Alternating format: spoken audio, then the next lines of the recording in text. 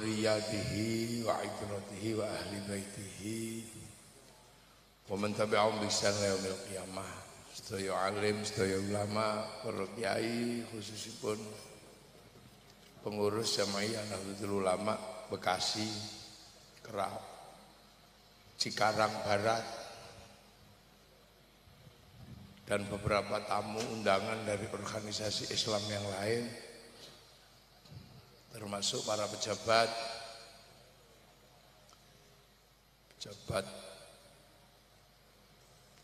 dari Kabupaten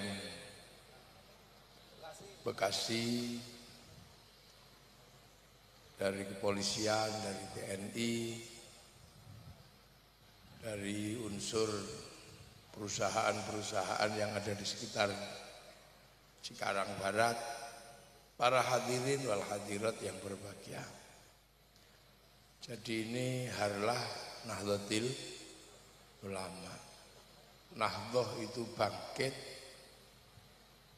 Nah, ulama niku itu sudah khusus.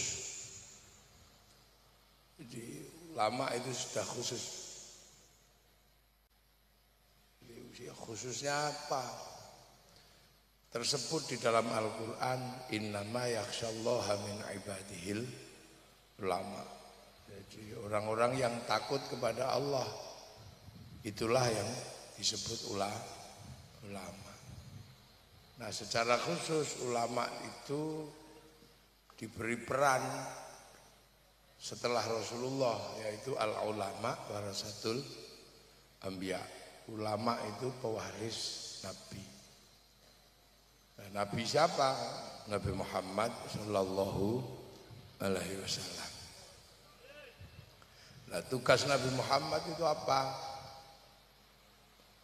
Ya cuma satu, memberikan kabar pada manusia bahwa manusia itu nanti pulang kembali kepada Allah. Tapi transit di dunia. Makanya agar selamat kembali ke jalan pulang, tugas utama seorang Rasul itu memberi peringatan. Tuh, nah, Rasulullah dikasih bekal apa? Kasih bekal iman Islam. Makanya Nahdlatul Ulama yang paling utama itu satu tugasnya adalah membuat kita yang di dunia ini selamat kembali kepada Allah. Itu tugas pokoknya ulama. Jadi harus selalu mengajarkan iman sama Islam, karena itu adalah bekal kita kepada Allah. Jadi yang harus selalu diajarkan oleh Nahdlatul Ulama itu adalah iman. Jangan pernah lupa untuk selalu mengajarkan antu minabillah. Ajarkan manusia itu iman kepada Allah. Mulutnya diajarkan iman, hatinya diajarkan iman, tubuhnya diajarkan menjadi orang beriman. Makanya jangan capek-capek ngajari mulut, ya Allah, ya Allah, ya Allah, ya Allah, ya Allah. Ngajari tangan, karena nggak bisa bunyi, ya disuruh pegang tasbih. Ngajari kepala, nggak bisa bunyi, ya suruh gedek. Ngajari kaki karena nggak bisa bunyi, suruh bersila. Akhirnya nanti semua beriman, kepalanya kejedot, subhanallah, kakinya kena telek, masya Allah. Itu tugas pokoknya ulama, iman. Wa malaikatihi, dan mengajarkan tentang iman kepada malaikat.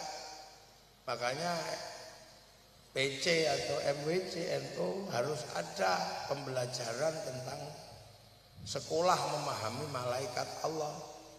Harus ada pengajian sebulan ini khusus belajar malaikat, biar tahu tugasnya malaikat apa, Malik, Ridwan, Mungkar, Nakir, Raqib, Atid, terus Mikail, Israel, Jibril. Itu harus tahu sampean. Nah, itu NU jangan lupa untuk selalu Memberikan pelajaran itu entah waktunya kapan mau. Waktu itu bihi, dan mengajarkan iman pada kitab Allah. Udah yang Taurat biar diurus sama Yahudi, yang Injil biar diurus sama sama Nasrani, dan Islam ngurusi Al-Quran. Ajarkan dengan paket komplit 30 juz. Kalau paket hemat ya Yasinto, ajarkan Yasinan. Kalau paket irit ya kulhu, ajarkan tahlil. Kalau paket super irit ya sudah, kalau dipanggil suaminya jawab nun, itu sudah nun. Harus diajarkan, itu tugas utama Nahdlatul Ulama. Wa rasulihi, dan kenalkan utusan Allah sebelum Nabi Muhammad. Makanya ajarkan lewat Aqidatul Awam misalnya. Adamun Idrisunu kunudu ma'soleh wa Ibrahimu kulun muttaba' Lutun wa Ismailu Ishaku kada Yaqubu Yusufu wa Ayyubu kada Syu'aibu Haruna wa Musa wal Yasa'dul Kifli Dawudu Sulaiman uttaba' Ilyasu Yunusu Zakaria Yahya Isa wa Toha Khodimun Da'goya. Itu ajarkan. Jangan sampai ketelisut sampean jadi pengurus NU lupa ngajarin yang pokok. Terus wal yaumil akhir, ajarkan tentang hari kiamat. Nah, cuman ya jangan dalam-dalam kayak yang lain. Ada yang sampai takut kiamat. Setiap hari, tiap bulan ngeramal kiamat. Hari Jumat, bulan Ramadan tanggal 15 akan ada asteroid nabrak bumi. Takut semua akhirnya. Jual kebun, jual toko, serahkan kepada panitia hari kiamat. Nggak jadi berarti. Makanya kiai-kiai jarang. Terus kenapa ya diceritakan tapi nggak terlalu didalemi. Kalau menurut para kiai, karena apa? Kiamat itu bareng karena bareng jadi nggak usah perlu dibahas detail-detail. Pokoknya belum mati. Wabil qadri khairihi wa syarrihi minallahi ta'ala. Takdir baik buruk ajarkan itu dari Allah. Misalnya mau ngaji kayak begini, tiba-tiba bannya kempes. Ya Allah, orang mau ngaji kok bannya kempes. Ajarkan bahwa ban kempes itu juga ditunggu oleh tukang tambal ban. Ya Allah, bar pengajian kok capek ngantuk, ditunggu sama tukang pijat. Ngantuk ditunggu sama bakul kopi. Loh, ajarkan itu, anakku kok tiba-tiba lahir nggak bisa keluar. Nah, lahir nggak bisa keluar itu dia ditunggu sama dokter sesar. Jadi dunia ada ini yang kutubnya masing-masing. Nah, itu harus diajarkan. Nahdlatul Ulama jangan lupa ngajarin itu. Yang kedua adalah Islam, ajarkan syahadat. Anta syahadat la ilaha illallah wa anna Muhammadar Rasulullah. Syahadat ajarkan. Maknanya, etikotnya. Terus yang kedua, waktu qimus sholat, dan ajarkan tentang mendirikan sholat. Bagaimana sholat di atas kendaraan. Kayak orang sini ini butuh diajarkan sholat di atas kendaraan biar nggak makso selalu cari masjid. Ajarkan. Ketika kepepet sampai nggak bisa sholat gara-gara nunggu padahal dia di tengah jalan nggak bisa kemana-mana, mobil ditinggal, sholat neng jalan. Berarti dia nggak pernah diajarkan bagaimana sholat di atas kendaraan. Ada itu. Kalau kepepet bagaimana sholat jamak masih kepepet lagi, sholat jamak kosor. Bagaimana ajarkan sholat hormat waktu. Ajar itu dinamika sholat, ajarkan semua. Jangan sampai Nahdlatul Ulama lupa ngajarkan sholat. Waktu dia zakatan, dan orang bisa selamat itu karena zakat. Ajarkan zakat mal, ajarkan zakat badan, ajarkan detailnya. Terus kemudian watasuma Ramadan, ajarkan bulan Ramadan itu gimana cara puasa yang benar. Karena kalau nggak diajarkan nanti puasa enggak, hari raya iya, ngecat rumah tapi enggak puasa. Kadang ya itu ajarkan. Wa tahujjal baiti man istata'a ilaihi sabila, ajarkan haji atau umroh. Jadi itu pelajaran dasar sekolahnya orang NU.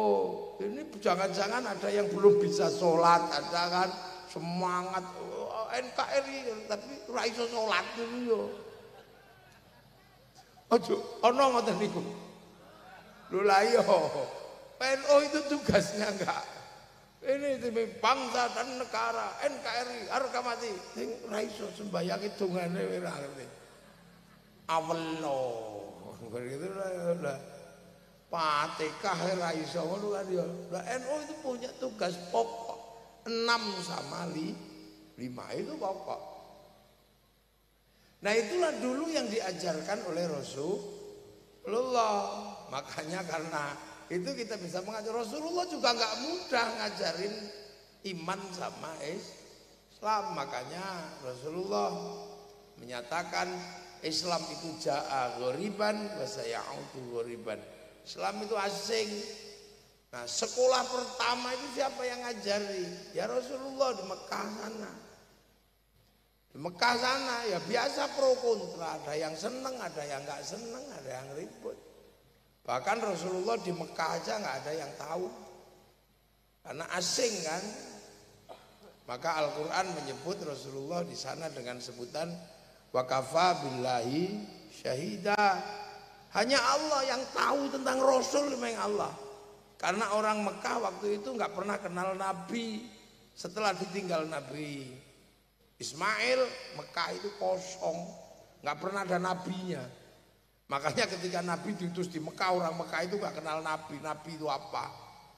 Ya udah contoh gampangnya di sinilah, karena sampean diajari tentang kiai, maka ketika saya datang ya disambut wong wis ngerti kiai. Ya fotokus, salaman, satu banser, macam-macam ini. Karena orang sini ngerti kiai. Kiai saya didudukkan di sana, kasih kopi, kasih larutan penyegar, kasih. Karena ngerti kiai. Nah coba kalau saya di daerah yang nggak ngerti kiai, misalnya ke pedalaman Irian gitu, yang nggak pernah ngerti kiai, ya saya nggak perlu minta pelayanan lebih. Atau jangan-jangan malah saya dikira tim pemburu babi. Ya nggak usah marah. Makanya Rasulullah di dalam Al-Quran itu wa kafa billahi syahida Muhammadur Rasulullah. Sampai akhirnya Rasulullah itu punya teman yang disebut dalam Al-Quran walladzina ma'ahu, orang-orang yang hidup beserta Rasulullah, yaitu sahabat. Makanya sahabat itu ya Abu Bakar, Umar, Utsman, Ali. Karena orang Arab ya yang pertama kali, makanya nggak ada sahabat yang namanya Joni itu. Nggak ada Joni, nggak ada. Karena apa? Orang Arab. Nah terus akhirnya konflik sama orang yang nggak mau terima. Asyidda walal kufar, kelahi sama orang kafir. Cuman yang kafir akhirnya masuk Islam. Akhirnya mu'allaf, terus rukun. Ruhama ubainahum, terus rukun, Islam jadi besar. Nah setelah di sana ya masih di sana. Tarahum ruka'an sujadai yabtaguna fadlan minallah waridwanan simahum fi wujuhi min atharis sujud. Semua yang tadinya bermusuhan rukun dan tidak ada yang lain selain mencari ridho Allah. Maka Islam jadi besar, rukun ridho Allah. Nah setelah itu Islam bergerak. Di situ digambarkan dzalika mathaluhum fit Taurat wa mathaluhum fil Injil kazar'in. Islam itu digambarkan dalam Taurat Injil seperti tanaman. Makanya terus Islam bergerak ditanam ke beberapa negara. Ada yang ditanam ke Eropa. Yang nanam siapa? Tariq bin Ziyad. Ada yang ditanam ke Cina, berusaha nanam karena zar'in itu tanaman. Yang nanam di sana siapa? Sahabat Sa'ad bin Abi Waqqas. Ada yang bergerak ke Afrika, sahabat Bilal, sahabat Salman nanam di sana. Nah akhirnya ditanam. Sampai akhirnya bergerak ditanam di Indonesia. Makanya ketika ditanam di sini di Jawa ada tembang lir ilir tandure tandur. Jadi memang zar'in itu maknanya tanaman. Nah, semenjak itulah kita yang di Indonesia mengenal Rasulullah dan orang-orang yang membawa ajaran Islam lah. Siapa yang bawa ke sini? Para wali. Orang-orang ribut, kenapa sih? Yang ke Afrika itu sahabat, yang ke Eropa panglima, kenapa? Yang termasuk yang ke Cina itu saudagar. Kenapa yang ke sini itu kok wali? Ini yang sering digugat oleh orang-orang yang nggak ngerti wali itu. Digugat. Tapi ya udah biarin aja, karena secara ilmiah terbukti kenapa harus wali. Karena orang sini sudah beradab. Rasulullah lahir tahun 571, bangsa ini sudah komplit. Punya negara, punya kekuatan. Tahun 500 di Jawa sudah berdiri kerajaan Kalingga.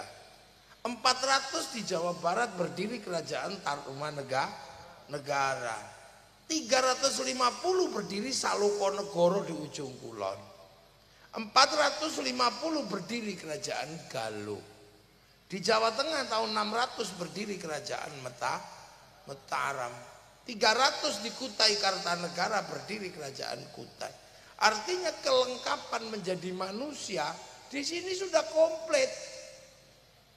Ketika Rasulullah lahir ini udah bukan jahiliyah. Yang jahiliyah itu yang di sana. Sini peradabannya sudah maju.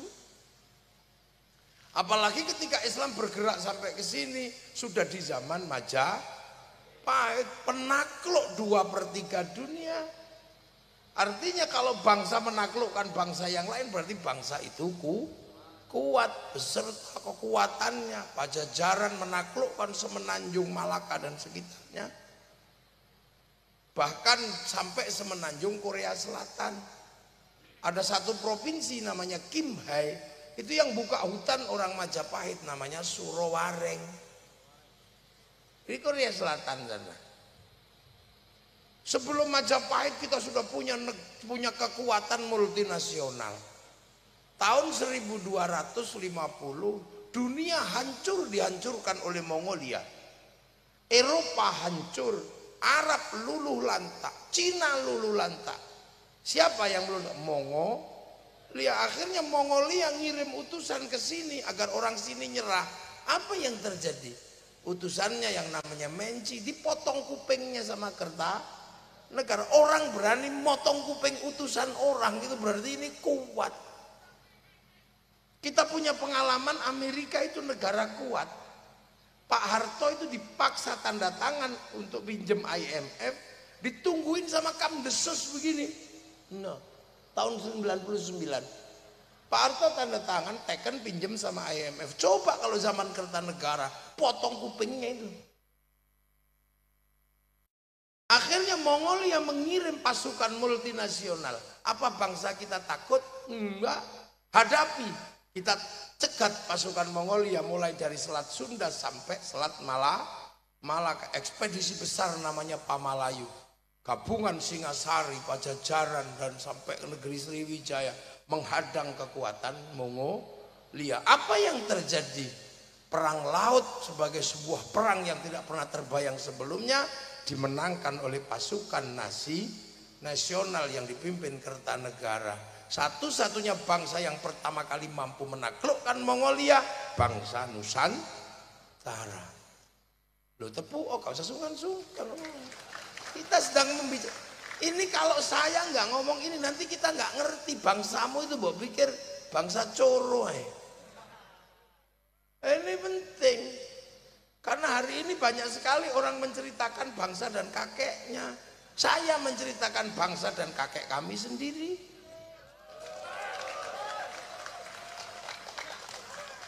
Nah itu tahun segitu mengalahkan Mongolia.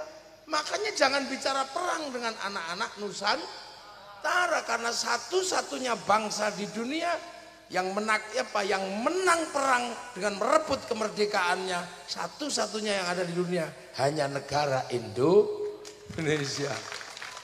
Satu-satunya negara yang merebut kemerdekaannya dengan perang hanya Indonesia. Jadi jangan mbok kira kita ini bangsa kecil. Makanya orang-orang kalau sedang berbicara tentang bangsa, kita bisa mengimbangi kok. Orang Amerika, orang Eropa punya kisah cinta Romeo Juliet, orang Arab punya kisah cinta Kais Laila, orang Cina punya Sampai Intai, kita juga punya dari Andi-Andi Lumut sampai Junjung Bui kita komplit. Di sana punya Ibu Tiri Kejam dalam kisah Cinderella, kita punya bawang putih, bawang merah. Di sana ada orang kuat namanya Samson, kita punya orang kuat banyak sekali, ada Bandung Bondowoso, ada ya banyak. Sana punya binatang bisa ngomong, kura-kura ninja dan Tom and Jerry, kita punya kancil nyuriti. Apa yang kita punya?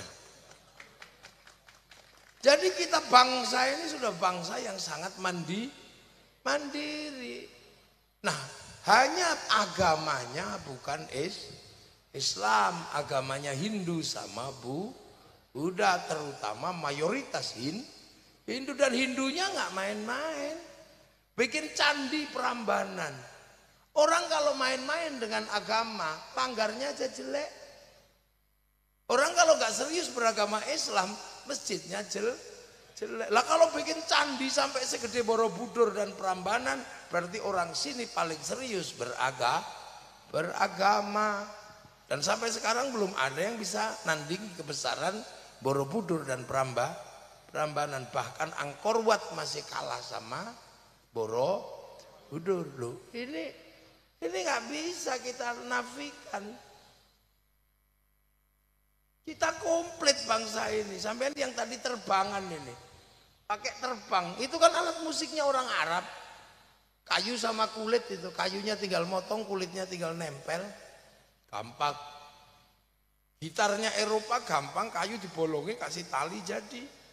Orang Nusantara punya alat musik namanya gamelan terbuat dari logam.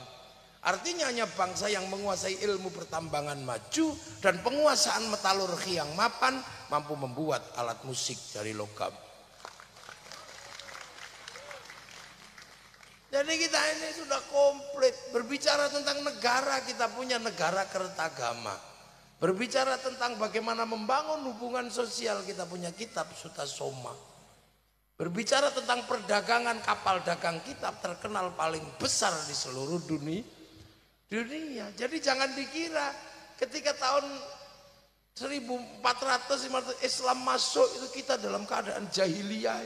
Enggak ada. Itu hanya orang yang tidak mau membaca sejarah.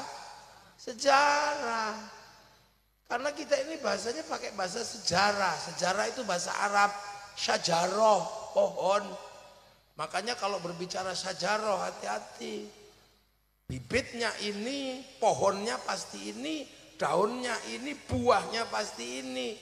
Kalau mengatakan pohon ini kok buahnya beda, pasti setek. Lah iya kan ilmunya sejarah, sejarah. Tuh.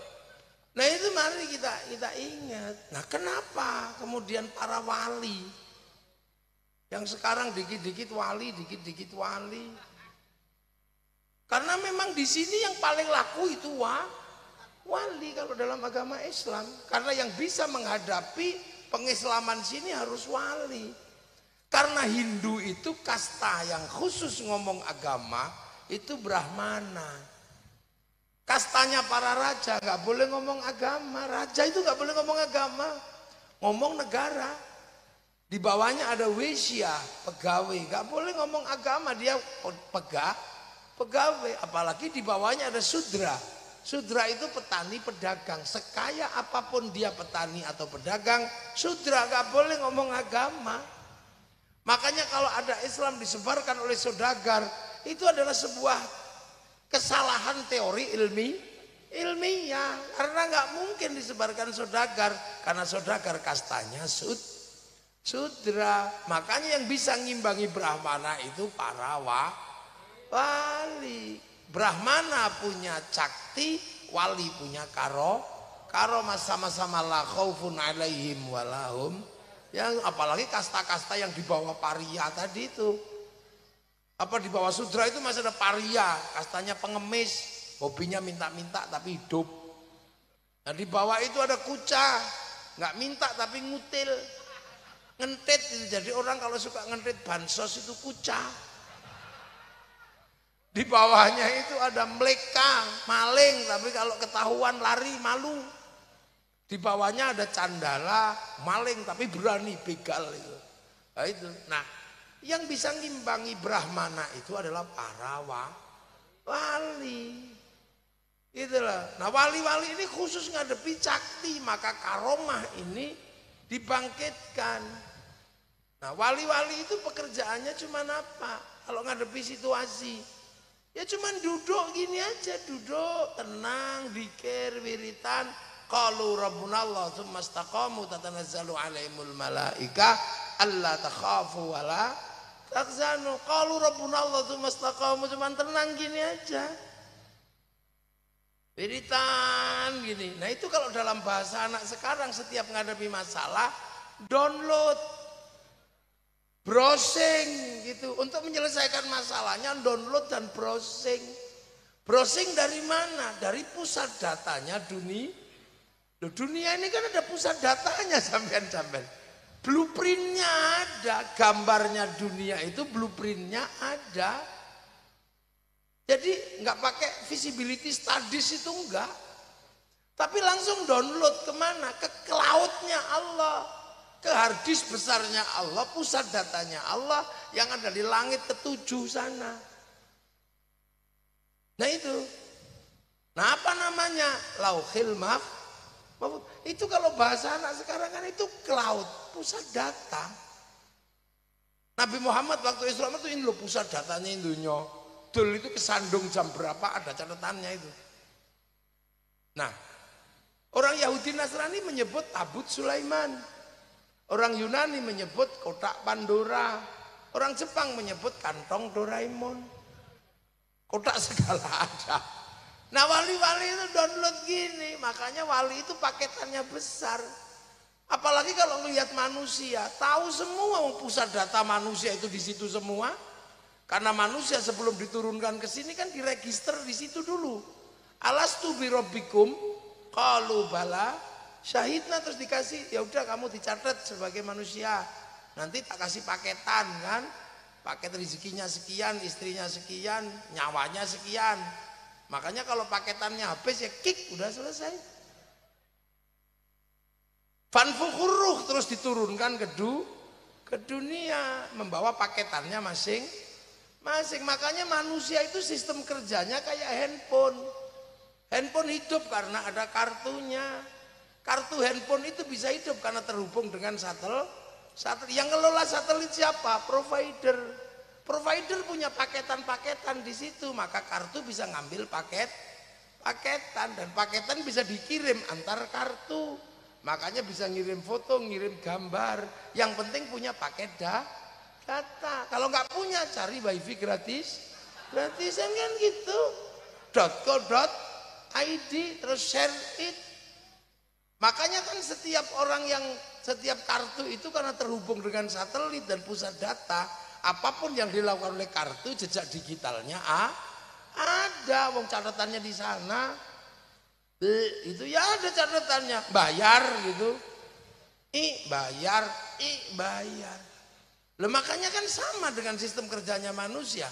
Karena roh manusia terdaftar di Lauhil Mahfuz, maka apapun yang dikerjakan oleh manusia catatannya ada. Itulah manusia dikasih paketan dari sana, paket Al-Quran, bal huwa Qur'anun Majid fil Lauhil Mahfuz. Makanya Quran di dunia itu ada dua jenis. Satu jenis print out, satu jenis PDF. Yang PDF ya di password. Passwordnya apa? Alif lam mim, nun, kaf ha ya ain, shad. Kalau print outnya ya tafsir. Makanya saya mau belajar tafsir apa belajar codingnya. Makanya ada coding huruf-huruf Al-Quran, algoritmanya ada rumusnya abjadun hawazun, kitabnya adalah Al-Awfaq Syamsul Ma'arif Mamba Usulul Hikmah. Itu coding algoritma. Makanya kalau menguasai itu ya bisa mengatur mengatur provider. Buktinya apa? Cina berani pakai coding sendiri. Ketika algoritma domain internasional disepakati, Amerika punya huruf Latin, Cina mendaftarkan hurufnya pakai coding sendiri. Akhirnya bisa ngatur dirinya. Dia lawan Amazon pakai Alibaba, dia lawan WhatsApp pakai WeChat, dia lawan Facebook pakai QQ Ren, dia lawan. Kita nggak bisa karena huruf kita huruf ABCD. Makanya bikin password tentang kependudukan jebol terus karena passwordnya sama lo gitu. Coba dulu pakai huruf Jawa, Hono Coroko, terus di password Belgedes, itu gak tahu. Loh ini tentang ketahanan digital. Makanya Islam kuat di ketahanan digitalnya, karena nggak bisa dibuka itulah. Makanya apa paketan-paketan ini bisa kita kirim karena roh manusia terhubung dengan lauhil mahfuz, ngelakuin apapun dari sana. Kita kirim Fatihah, kirim doa, kirim Yasin, nyampe. Yang penting punya paket data. Kalau nggak punya cari paket wifi gratis. Wifi-nya siapa? Wifi-nya Nabi, wifi-nya wali. Ila hadrati ila ruhi, namanya tawassul. Itu kan pakai wifi gratisannya Nabi wali. Ya datang ke pemancarnya dong, makanya datang ke kuburannya, datang ke makamnya. Yang penting bukan makam palsu kan, cuman gitu aja. Loh, makanya nggak boleh bikin makam palsu karena itu pemancar. Makanya orang itu datang ke sana cari wifi gratisan gitu kan. Kayak orang Islam cari wifi gratisan kan. Kama shallaita ala sayyidina Ibrahim, kama barokta ala sayyidina Ibrahim. Pemancarnya apa? Ya di Mekah sana itu. Satu di Baitul Ma'mur, satu di Mekah. Inna awwala baiti wudi'a lin-nasi lalladzi bi Bakkah mubarakah sana. Nah, Nabi Ibrahim nyari pemancar terus berdoa, Rabbana inni askantu min dzurriyyati biwadin ghairi dzi zar'in 'inda baitikal muharram Rabbana liyuqimus sholata faj'al afidatan minan nasi tahwi ilaihim warzuqhum minats tsamarati la'allahum yashkurun. Meninggalkan pemancar lokal namanya Makom Ibrahim Cita Kaki. Nabi Ismail meninggalkan Hijr Ismail Siti Hajar Sofa Marwah. Nah kalau kita bisa ke sana ya sana cari wifi sekaligus apa? Sekaligus ini cek barcode ke Hajar Aswad tidit kan gitu kalau bisa dekatnya gitu. Saya sering kalau ke Hajar Aswad itu paling gambarnya sesuk iki lambene sapa. Kalau nggak bisa situ ya cek barcode aja tidit dari jauh. Assalamualaikum tidit Rabbana adina tidit cuman gitu aja, itu kan cek barcode. Nah, iya cek barcode tidit gitu. Itu kalau bisa ke sana, kalau nggak bisa ya online. Caranya apa? Fawalli wajhaka syatral masjidil haram, ya online dari sini. Allah Akbar online. Makanya karena online sinyalnya sering hilang cuman gitu. Wow, ini wajah wajah sudah manteng ini mancang frekuensi, nggak taunya sinyalnya hilang gara-gara melek. Oh sarungnya bolong hilang. Wow, wow. Ini wajah wajah. Tiba-tiba ada ting-ting bakso. Duh, ini karena memang online ini sinyalnya sering hilang biasa. Allahu Akbar. Ini wajahnya tiba-tiba imamnya Bismillahirrahmanirrahim. Sabbihisma rabbikal a'la alladzi khalaqa fasawwa alladzi qaddara fahda alladzi akhrajal mar'a. Sing dari belakang ini terus selesainya kapan? Suwe lama ini masuk kantor telat ini kayaknya. Nyari hilang makanya ya sudah. Lah inilah. Ini sebenarnya teknologi kuno. Makanya sampean nggak usah lu kenapa kita ini kok sampai kirim tawassul loh. Kita ini kan harus kirim sana. Makanya kita diajarkan pakai wifi gratisan. Makanya wali-wali itu paketannya besar. Maka sampean jangan main-main sama wali. Sampean bisa diretas sampean. Makanya wali itu tahu hati orang karena ngeretas orang. Macam-macam sama wali dihack sampean. Lah ya kan? Makanya sampean nggak usah pusing. Besok kalau manusia ini mau mati, malaikat Israel nyarinya gimana? Ya Sherlock. Sherlock. Kick langsung on off jadi kick.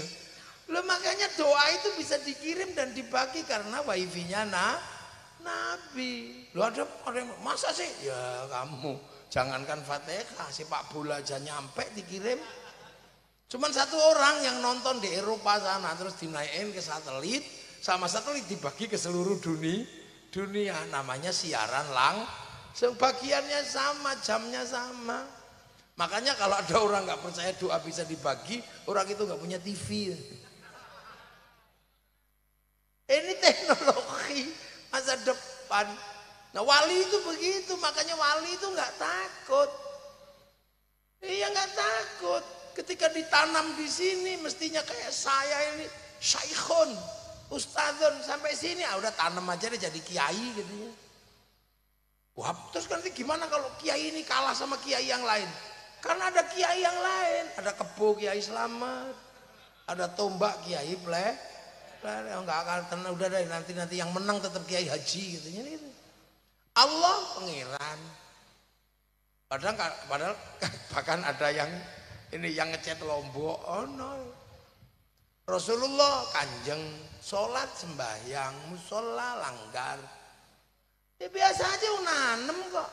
Targetnya cuma satu, akhraja syat'ahu fa'azarahu fastaghlabhu fastama'ala suqih yu'jibu zurra'a liyaqidu bihimul kufar. Bagaimana tanaman ini berkembang dan semua orang tahu pasar akan penuh karena perkembangan tanaman agama Islam. Kita uji lapangan.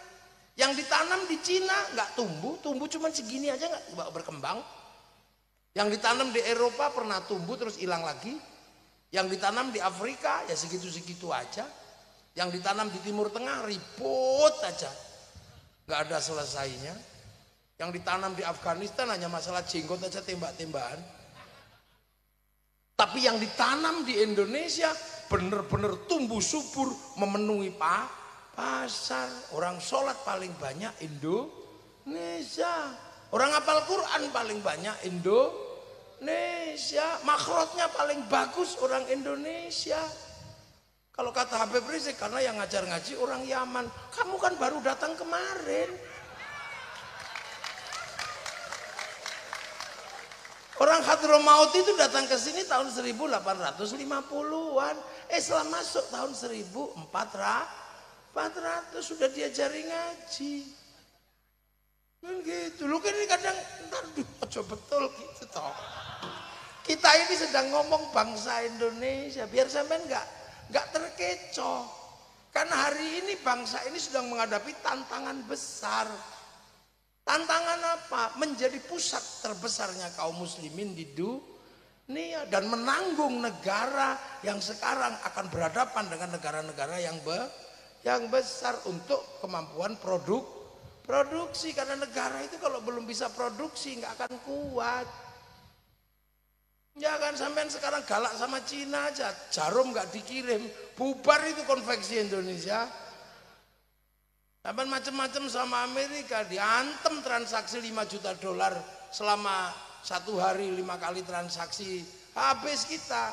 Karena mereka pasti memainkan bursa Singapura dan Singapura mengalami upgrade kecurangan oleh Inggris, dikasih 1 jam lebih awal dari waktu Jakarta sehingga bursa efeknya buka 1 jam lebih awal daripada bursa Jakarta. Maka sebenarnya salah satu jalan keluar ibu kota pindah ke kawasan timur agar jamnya sama. Lo ini kan mesti dipikir Kang, bukannya malah itu tempat jin buang anak.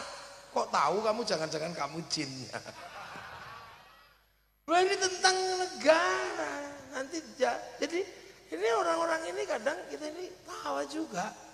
Sampai keras sama Jepang itu tutup pentil gak dikirim mati perusahaan bank. Loh, Jadi kita ini punya bangsa yang sedang berdiri dan sedang mau berkembang. Gitu, persiapan anak-anak kita bisa berproduksi. Nah, produksi itu hubungannya sama konsumsi. Nah, konsumsi terbesar itu konsumsi dalam negeri. Konsumsi dalam negeri hanya tumbuh kalau punya rasa cinta pada bangsa dan negara. Makanya Amerika sebelum produksi dan konsumsi, dia bangkitkan kebangsaan Amerika. Dia ceritakan bagaimana orang Eropa perang melawan Indian, mulai dari Wild West sampai The Last of the Mohican. Diceritakan. Kalah dengan Vietnam, dia bikin Rainbow 1 sampai 6. Kalah dengan Cina, bikin American Shaolin, American Kung Fu. Kalah dengan Jepang, American Ninja, American Samurai, bahkan samurai terakhir dari Amerika namanya Tom Cruise dalam film The Last Samurai. Loh, ini cara mereka membangkitkan kebangsaannya. Jepang ini berat karena harus membangun bangsanya. Dalam negeri menopang pasar luar negeri, namanya dumping. Semangat Bushido dinaikkan dan jangan sampai konflik terjadi instabilitas seperti zaman Tokugawa dan restorasi Meiji. Anak-anak kecil di sana diajarkan membangun negara, dibikinkan film sederhana, kasih judul Samurai X dengan tokohnya Rurouni Kenshin. Malaysia mulai mengajarkan kebangsaannya, serahkan kembali pada si Upin dan si Ipin. Jangan ribut dengan anak-anak Cina, kenalkan Mei Mei. Jangan ribut dengan anak-anak India, kenalkan Jarjet. Jangan ribut dengan anak Indonesia, kenalkan Susanti. Cara mereka ngajarkan itu. Korea sebelum bangkit ceritakan kebangsaannya lewat drama Korea. Modalnya meja makan dan air mata.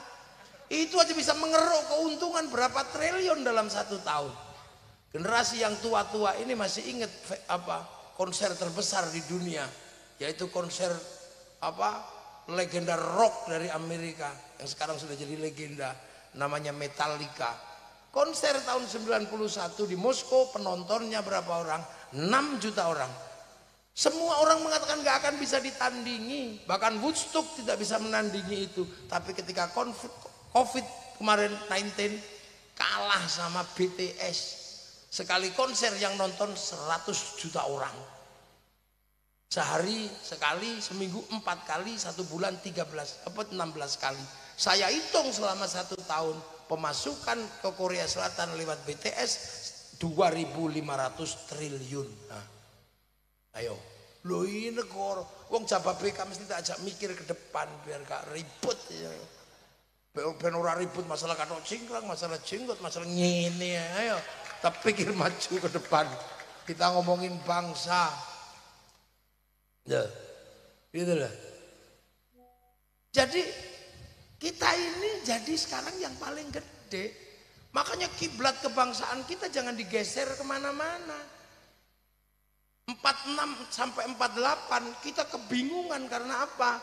Zaman Bung Karno siapa? Hitler mati. Ketika Hitler jatuh tiba-tiba Amerika sama Soviet pecah konflik. Terus kita sebagai negara kecil diminta kamu ikut Amerika apa ikut Soviet? Ntar dulu. Kata Bung Karno non-blok. Terus cara membangun bangsa ini gimana kalau non-blok? Apa kita mau menduplikasi model Eropa? Enggak, salah asuhan. Novelnya ada. Apakah kan mau kita bangun dengan cara Arab? Enggak, di bawah lindungan Ka'bah. Apa mau kita bangun dengan cara Belanda? Enggak, tenggelamnya kapal Van der Wijk. Apa mau kita bangun dengan murni cara Indonesia? Apa yang ditulis Siti Nurba? Ya, ini cara pandang bangsa.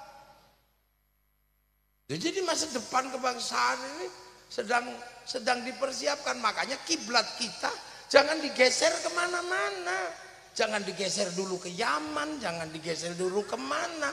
Kita coba lurus dengan cara Indonesia kalau mau bangkit. Apa yang kita miliki, kita bangkitkan. Jangan digeser ke negara-negara yang lain dulu, itu jahat namanya. Kita dipaksa menjadi orang lain sampai kemudian bangsa kita nggak bisa bangkit. Gitu, akhirnya apa? Sego santan nggak laku, yang laku akhirnya apa? Nasi biryani, kacau nanti. Kita punyanya ayam dipaksa beleh kambing, nggak jalan. Loh ini penting untuk apa? Belajar bangsa. Dan kita nggak mungkin model Korea Utara kan, yang menutup diri, nggak bisa. Apa kita model Myanmar? Nggak bisa. Kita akan dengan cara Indonesia. Maka harus kembali kepada real-real Indonesia. Cina dulu berani mengambil resiko. Bahkan Tuhan pun dijadikan gurauan di Cina ketika Tuhan bagi orang Cina ngerepotkan. Gitu. Tuhan larang judi, dia bikin dewa judi. Tuhan larang mabuk, dia bikin dewa mabuk. Kalau Tuhan sudah terlalu berkuasa, mutlak, dinaik isun gokong kayangannya. Tuhan yang ngungsi. Itu cara mereka untuk independen karena merasa diintimidasi oleh agama. Lah di sini kemarin kita sudah berusaha kan. Agama mengintimidasi orang dengan berbagai caranya. Tapi Nahdlatul Ulama konsisten dengan Islam Nusantara. Bagaimana kita gak diintimidasi? Pegang akik diintimidasi musyrik. Beda jenggot diintimidasi bom. Iya kan? Baru pegang ayam diintimidasi bid'ah. Udah serem itu. Cuman beda Allah Akbar, tidak sunnah. Kita tiba-tiba diintimidasi oleh orang yang nggak tahu itu orang dari mana. Akhirnya Nahdlatul Ulama melawan semua intimidasi, konsisten dengan Islam Nusantara. Yang akhirnya gara-gara Islam Nusantara semuanya dibalikkan gini dengan pelan-pelan. Ya resikonya yang nggak Nusantara, ya rungkat. Ya resiko, ketahuan kan, oh ini bukan Nusantara, oh ini bukan, oh ketahuan karena apa? Kembali ke real Nusantara. Nah itu kalau kembali ke situ, kembali ke sistemnya para wali. Makanya jadi sholat sembahyang ya sederhana aja, pondok pesantren, potensi lokal. Dan itu berlanjut sampai sekarang gaya Nusantara itu. Orang pinjem Honda dikasih RE King, nggak marah kok. Pinjem Honda, keluarnya RE King. Udah jelas belinya Sanyo, keluarnya Nasional sama Shimizu. Nggak marah. Udah jelas belinya Aqua, keluarnya Le Mineral. Orang juga nggak marah di Indonesia. Orang belinya Softtek, keluarnya Avail. Nggak marah ibu-ibu. Beli Indomie, keluarnya Sarimi. Bahkan bulan Ramadan hari lebaran disuguh makanan kongwan, begitu dibuka isinya rengginang juga nggak marah loh. Makanya orang Indonesia itu penuh pengertian. Makanya kalau yang nggak penuh pengertian itu pasti bukan Nusantara. Dikit-dikit diintimidasi semua salah. Untung Nahdlatul Ulama tegas, kami tegas dengan Islam Nusantara. Lama-lama ikut juga semuanya. Yang tadinya disebut Ustadz sekarang juga udah disebut Kiai. Yang satunya disebut Mr. H sekarang Mr. S. Loh ya kan tadinya Habib sekarang jadi Sayyid. Ya sudah.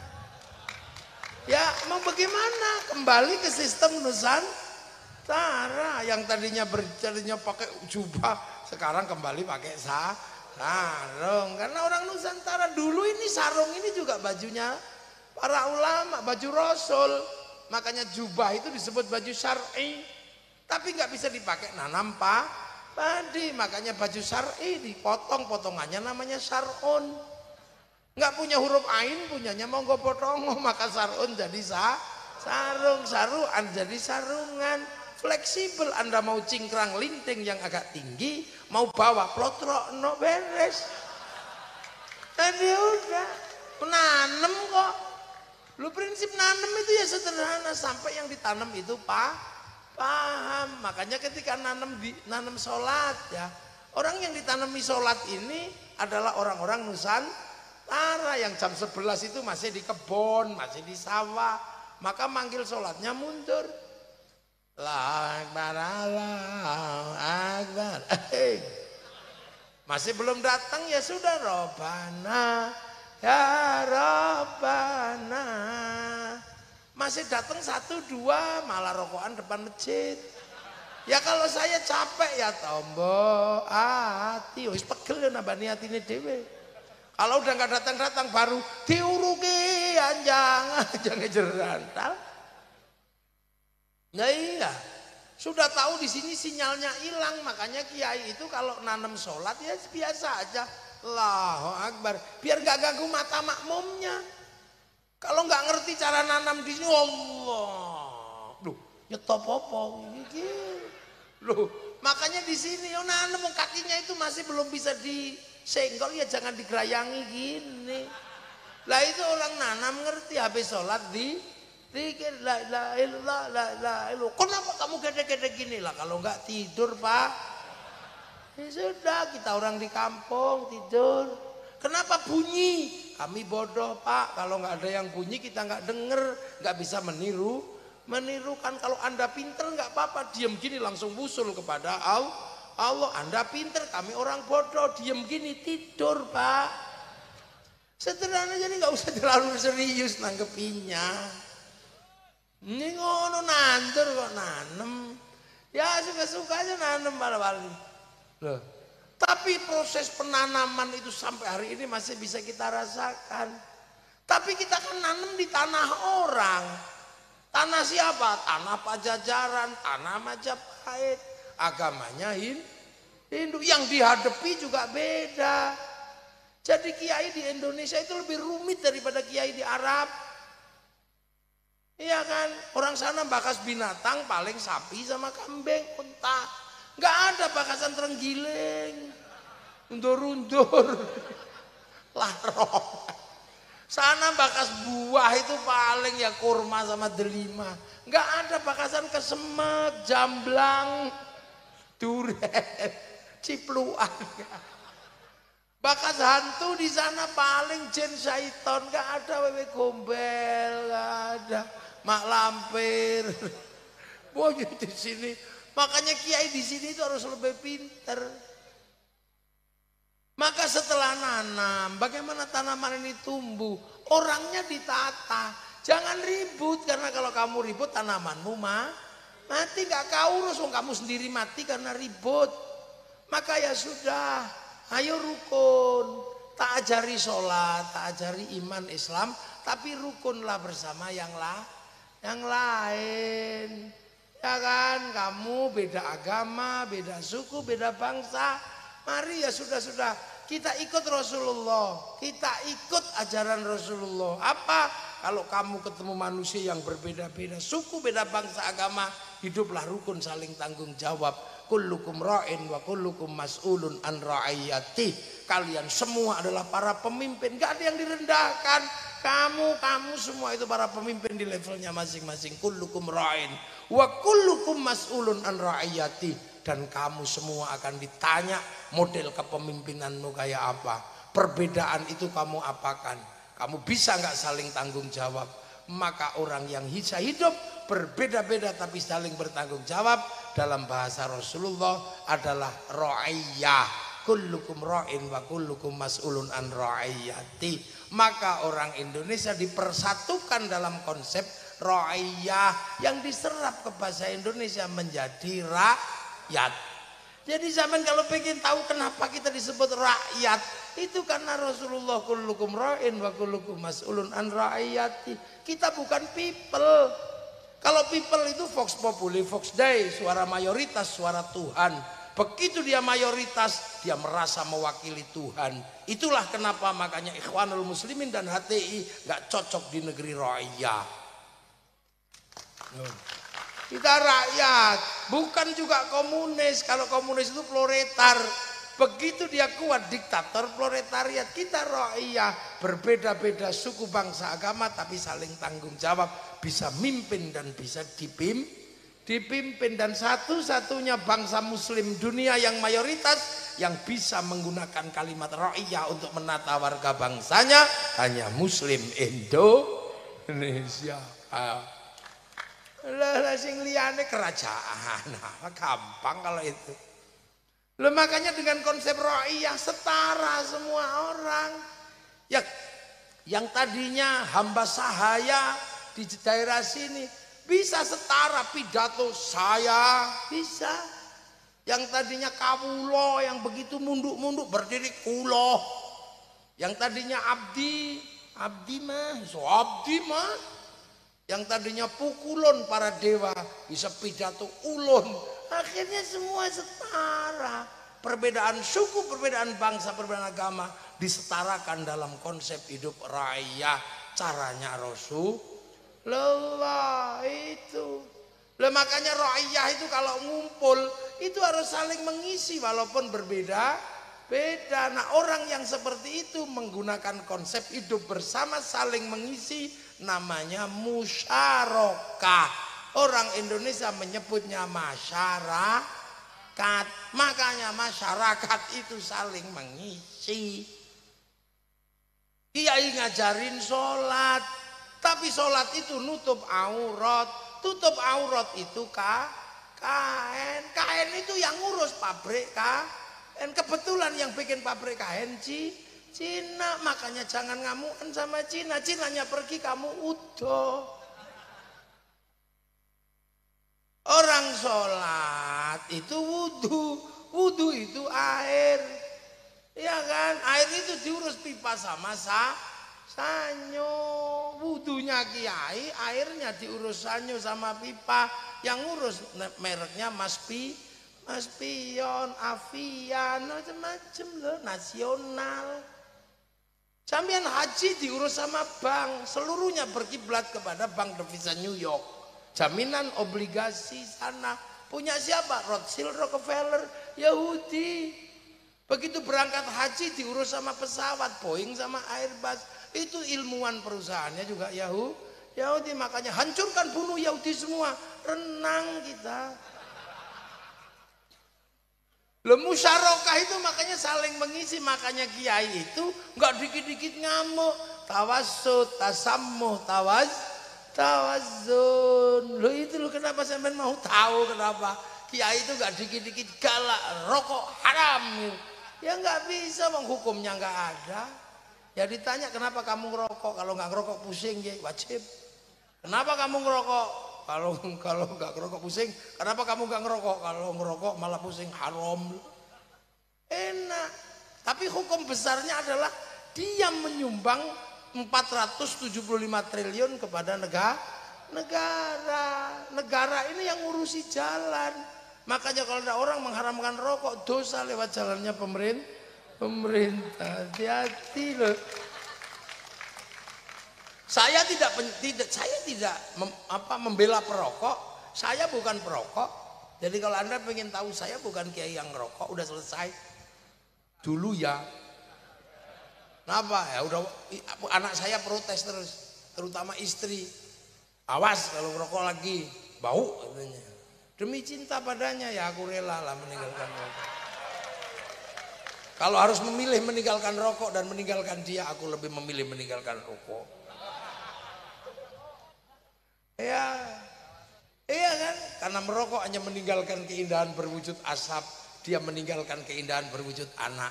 Wah. Lah iya, asap hilang. Lah itu penting. Jadi kita ini kadang ulang rupa. Musyarakah itu sebuah konsep hidup bersama.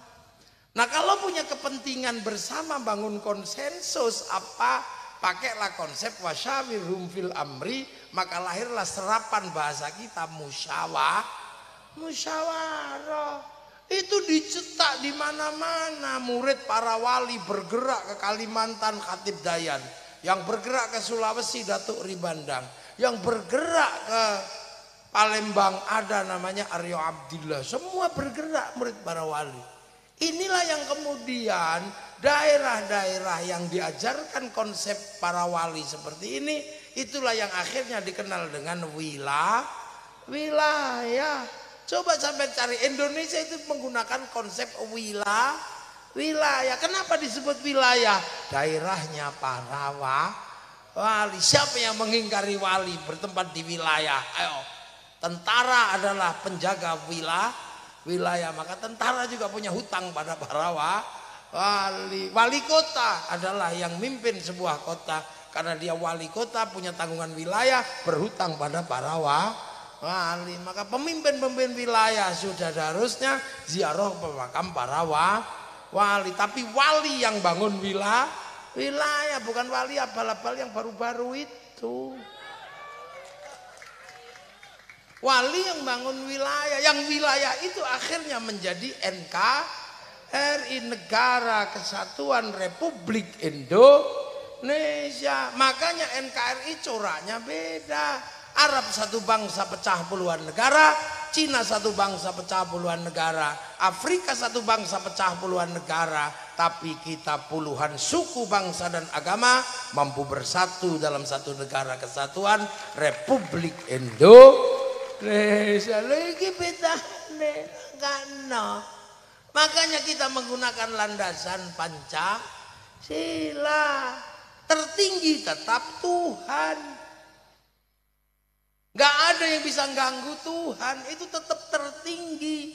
Di zaman Hindu bangsa itu Tuhan tertinggi, di zaman sekarang juga Tuhan tertinggi, menjadi NKRI Tuhan masih tertinggi. Setelah urusan Tuhan, kedua adalah urusan manusia, karena manusia adalah memang diciptakan untuk menjadi underan itu. Sekarang apa yang gak berhubungan dengan manusia? Kursi ini berhubungan dengan karena ada bokong manusia. Jabah BK sebegini gede karena apa? Karena kebutuhan manusia. Makanya ada yang cuman ngurus kaki tok, bikin pabrik sepatu. Ada yang ngurus tok, kaya, punya pabrik pempes. Jadi apa? Kipas angin karena keringat manusia. Lampu karena mata manusia. Mana yang nggak ada urusan sama manusia? Pengajian ini nggak ada hubungannya sama bunga-bunga ini, nggak ada. Tapi kenapa ada? Karena mata manusia pengen lihat yang bagus. Maka manusia adalah yang kedua setelah urusan Tuhan. Dan manusia tidak bisa hidup tanpa persatuan. Ayo, siapa yang bisa hidup sendiri tanpa persatuan? Saya mau nanya. Pengajian malam hari ini saja mic-nya dari Cina. Ayo kipas angin merek apa? Levi. Ya nggak bisa manusia sendirian. Gimana? Bahkan agama pun nggak bisa independen. Mayuridillahu bihi khairan yufaqihu fiddin. Siapa yang dikehendaki menjadi baik oleh Allah dikasih ngerti urusan agama. Lah khairan di situ nakirah, maknanya khairan kamilan, kebaikan yang sempurna. Baik sempurna bukan milik manusia, baik sempurna milik Allah. Kalau manusia baik pasti nggak sempurna. Contoh pengajian ini baik apa enggak? Kalau pengajian ini baik, yang paling baik siapa? Ya kiainya. Pastilah saya yang paling baik. Kalau pengajian ini baik, saya yang paling baik. Tapi saya nggak boleh ngaku paling baik karena saya terlihat baik di sini karena diundang panitia. Kalau nggak diundang panitia ya saya nggak kelihatan di sini. Mungkin yang terlihat yang lain lagi. Jadi saya kalau sudah begitu harus nyerah bahwa panitia adalah yang baik. Tapi kalau dibandingkan baik saya apa baik panitia? Ya kata panitia baik panitia. Kalau katanya baik saya, kalau saya nggak datang pengajianmu jelek. Lo baik itu baru 2 udah ribut kok. Apalagi kalau sampean di sini ikut-ikutan kami yang baik ya. Lah kenapa? Mau datang. Lah kalau ini nggak ada yang datang, ini bukan pengajian, cek sound. Oh ini loh Pak Rahmat ini berkali-kali ke rumah ini. Oh ini saya nggak percaya pertamanya kalau beliau itu adalah orang di kompleks ini, karena masa sih ini nggak meyakinkan kata saya. Gak taunya beneran tadi itu. Oh, orang sini beneran, saya mampir ke rumahnya. Ke rumah, oh beneran orang sini. Pikirlah karena ke rumah itu gua nggak pakai jas, nggak pakai apa, lutuk gitu kan. Oh. Tapi ini yang membuat saya terlihat baik di sini. Jadi baik itu nggak pernah berdiri sendiri. Kata tukang sound yang baik ya saya kiai. Loh kok bisa? Soundnya tak matiin bubar udah. Tukang bikin tenda, tukang bikin ini apa panggung. Nah, itu ya mereka ini yang bilang saya yang baik ya, kalau nggak tak bikinan itu udah jelek sekali. Padahal biasanya yang ngeset panggung gini ya sholatnya nggak terlalu rajin. Tuh, ini nggak bisa, nggak mau bilang gimana. Makanya manusia itu nggak bisa baik pun nggak bisa Medan. Makanya manusia itu butuh persatuan. Nggak bisa sampean hidup kok mengatakan aku urip pijen, nggak bisa. Kecuali ada hujan mangapo itu pas minum bisa. Ini minum aja ada sedotan bikinan Cino tuh. Ayo apa? Makanya jangan sok-sokan. Nah, persatuan itu hanya bisa terjadi kalau manusia setara. Agamanya apa, sukunya apa, manusia setara di hadapan Allah.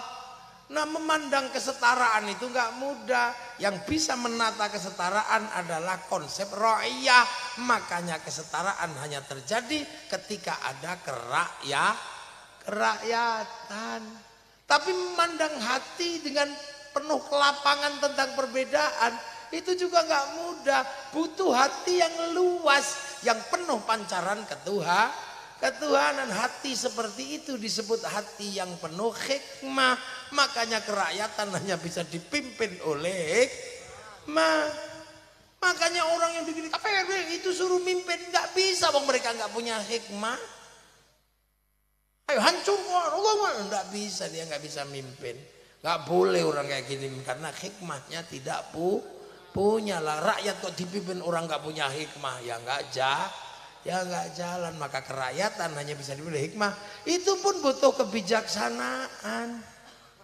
Jadi Bupati Bekasi misalnya asalnya dari Jababeka sini, yang diurus cuman kampung sini aja, itu namanya bijak sini. Ya walaupun Gubernur Jawa Barat asalnya Purwakarta, ya harus ngurus Bekasi, ngurus mana, itu bijaksana. Kalau nanti Pak Deddy Mulyadi cuma ngurus Purwakarta, itu namanya bijak sini. Itu pun harus ada permusyawaratan. Nah, Anda kalau mau ikut musyawarah, konsep ro'iyah tidak membeda-bedakan. Pengen jadi DPR, maju daftar. Pengen jadi bupati, daftar. Pengen jadi presiden, daftar. Gak akan ditanya suku agama apa, gak ada. Itu loh konsep ro'iyah. Anda mau pengen jadi ulama, mondok, gak ada yang nanya bapakmu siapa kok jadi kiai. Konsep ro'iyah. Lembaga permusyawaratan ini adalah lembaga yang memfasilitasi kesepakatan bersama. Ternyata permusyawaratan mensepakati pembentukan KPU, daftar ke KPU. Samen nggak usah mikir apa-apa, pokoknya samen daftar. Pengen jadi lurah, daftar. Pengen jadi bupati, daftar. Setelah daftar, cari pengikut sebanyak-banyaknya. Kalau dapat, kalau nggak dapat, beli. Lihat, sedekah 50 ribuan apa-apa. Yang penting jangan money politik. Sebut aja uang bensin. Kalau dikasih masjid sebut saja sumbangan. Kalau dikasih kiai sebut aja bisyarah. Nah itu perwakilan. Nah itu baru akan tercipta keadilan. Semua akan tertata sesuai dengan porsinya masing-masing. Mau adlun, apa adil? Wad'u syai'in fi mahallihi, meletakkan sesuatu pada tempatnya. Loh, kok tiba-tiba ada yang mengatakan Pancasila produk togut? Nah ini berarti bukan Indonesia. Loh makanya Nahdlatul Ulama tidak pernah mundur. Karena Nahdlatul Ulama penerus para wali. Maka Nahdlatul Ulama punya tugas mempertahankan wilayah itu jadi NKRI. Maka NKRI harga mati. NKRI kok harga mati? Karena kalau NKRI-nya bubar, manusianya yang mati. Kenapa orang Filistin masih banyak yang mati? Karena kesatuan negaranya belum terbentuk. Fatah Hamas masih tembak-tembakan. Kenapa kita bisa seperti ini? Karena terbentuknya apa? Negara Kesatuan Republik Indonesia. Lah sekarang tinggal kita jaga. Dengan Nahdlatul Ulama menjaga kebersamaan dan persatuan. Yang lain udah nggak mau bersatu. Kita masih bersatu dalam agama. Berdoa, yang lain udah sendiri-sendiri. Kita masih bersatu. Kiainya tok yang berdoa, santrinya amin, amin, amin, amin. wis kecapean. Amin. Kiainya paham. Walhamdulillahirabbil alamin. Begitu yang berdoa semakin banyak kita bawa ke alun-alun Bekasi, namanya istighosah kubara. Apa yang tidak bersatu? Bakul bakso bersatu, bakul soto bersatu, yang jual es bersatu. Tidak pernah ditanya kamu agamanya apa. Seluruh rakyat bersatu, kerukunan terjaga, roda ekonomi berputar. Ayo. Yang menyerap sektor informal paling besar itu apa? Ya kegiatan para kiai. Iya, yo. Mulutan itu satu tempat aja berapa itu? Enggak cukup 100 juta kalau di sini ya. Itu baru satu tempat, kalau 2 tempat. Jadi selama bulan Maulid, itu santri yang ngadain berapa? Ribuan. Santri ini yang nanem, bikin TPK nanem. Itu belum ongkos kiainya kan. Triliunan yang diserap. Sholawat yang tadinya sendiri-sendiri. Orang sudah, kita masih bersama. Masih di pojok sana. Marhaban ya nurul aini, marhaban. Pojok sana karena penggemar dangdut. Ya Rasulullah salamun alaik. Dadadang. Di pojok sana karena penggemar orang Jawa. Ya Nabi salam alaika, ya Rasul salam. Sebelah sana kebetulan orang Sunda. Ya Nabi salam, ya Rasul salam, salam alaika, ya Rasulullah salam, salamun alaik. Rukun semua. Terus kemudian kumpul dalam satu tempat namanya apa? Bekasi bersolawat, bendera laku, sablonan laku, gagang pancing laku. Lu ini indahnya kayak begitu. Loh, semua laku kok. Ada orang mati, yang lain sendiri-sendiri masukin plung gitu. Kiai enggak, masih menyerap ingkung, masih menyerap ayam. Jajan pasar selama 7 hari, 40 hari, 100 hari. Habis itu masih yang puluhan diziarahi. Karena kita punya kewajiban menziarahi kepada yang sebelum kita. Walladzina ja'u min ba'dihim yaquluna rabbana ighfir lana wa li ikhwanina alladzina sabaquna bil iman. Nah, sabaquna bil iman kita ini para wali. Sabaquna bil imannya orang Yaman ya para habaib. Sabaquna bil imannya orang Cina ya sahabat Sa'ad bin Abi Waqqas. Itu kan gitu. Beda-beda sabaquna bil iman. Makanya kita punya tahlil, sana punya rotib kan gitu. Makanya ketika rotib yang disebut ya para habaib, ketika tahlil yang disebut ya para kiai Jawa. Nah itu kan sabaquna bil iman. Orang-orang yang sudah mendahului kita ini masuk golongan sabilillah, orang-orang yang berjuang di jalan Allah. Nah, orang-orang ini tidak mati. La taqulu lima yuqalu fi sabilillahi amwat bal ahyaun. Jangan kau sebut orang-orang yang meninggal di jalan Allah itu mati. Mereka masih hidup. Walakin la yash'urun. Karena mereka masih hidup, jangan kau ganti makamnya. Jangan kau ganti namanya. Gak boleh karena masih hidup orangnya. Cuman kita gak tahu. Makanya kita datangi kuburannya. Akhirnya apa? Bis pariwisata laku.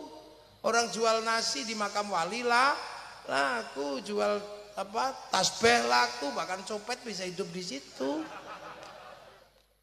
Terus zikir di situ, semua laku. Loh, enak kita ini masih punya konsep persatuan. Yang lain udah sendiri-sendiri. Makanya ketika bangsa negara menghadapi tantangan, kita selalu punya konsep melawan bersama. Awas bahaya Syiah. Kita cuma mengatakan lah Syiah apa? Lagunya Haddad Alwi itu Syiah, Ummi. Itu aja kok Syiah. Kan gitu. Akhirnya kita kalau di Indonesia itu kamu dikit-dikit Syiah, ada yang lebih serem. Lagu indung-indung. Doa Siti Aisyah, mandi di kali rambutnya basah, tidak sembahyang, tidak puasa. Di dalam kubur mendapat siksa. Kok pakai nama Siti Aisyah itu kenapa? Ya itu bukan Siti Aisyah istri Rasulullah. Siti Aisyah orang Cikarang. Gitu aja jadi. Akhirnya cair lagi gak jadi. Awas ini bendera tauhid. Adalah bendera Hizbut Tahrir. Kamu kalau anti ini anti tauhid, anti la ilaha illallah. Ya enggak, wong kami tahlilan ya tetap la ilaha illallah. Lo kamu kalau ini anti la ilaha enggak, kami anti bendera PKI Palu Arit. Tapi kalau pergi ke sawah tetap pakai arit, pergi nukang tetap pakai palu. Selesai kok. Bahkan ketika negara menghadapi social distansi yang namanya COVID, kiai yang diminta, kiai tolong kiai jangan disuruh Jumatan. Kiainya cocok, besok gak Jumatan, oke berhenti mantannya.